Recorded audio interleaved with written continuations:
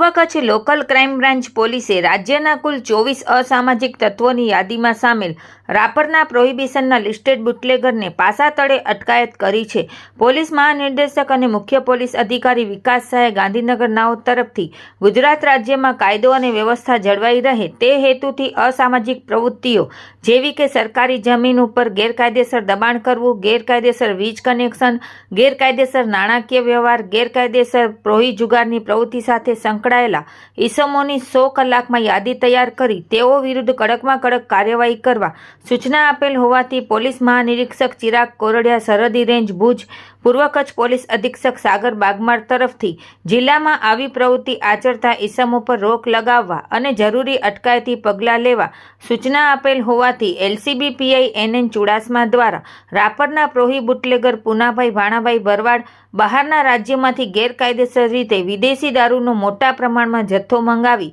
સંગ્રહ કરી હેરફેર કરવા સંબંધે તેના વિરુદ્ધ અંજાર, ગાંધીધામ A ડિવિઝન, આદિપુર તથા સામખિયાળી પોલીસ સ્ટેશનમાં પ્રોહિબિશનના મોટા જથ્થાના ગુનાઓ દાખલ થયેલ હોવાથી પાસા દરખાસ્ત તૈયાર કરી કલેક્ટર કચ્છ ભુજને મોકલાવતા પાસા દરખાસ્ત મંજૂર રાખી પાસા વોરંટ ઇસ્યુ કરતા એલસીબીની ટીમ દ્વારા પુનાભાઈ ભાણાભાઈ ભરવાડને પાસા તળે અટકાયતમાં લઈ લાજપોર જેલ સુરત ખાતે જેલ હવાલે મોકલી આપવામાં આવેલ છે. વધુમાં પોલીસે જણાવ્યું કે આરોપી વિરુદ્ધ અગાઉ 50 જેટલા ગુનાઓ દાખલ થયેલ છે. આ કામગીરી લોકલ ક્રાઇમ બ્રાન્ચના પીઆઈ NN ચુડાસમા તથા એલસીબી સ્ટાફ દ્વારા કરવામાં આવી છે. રિપોર્ટ ભારતી માખીજાણી, ગાંધીધામ.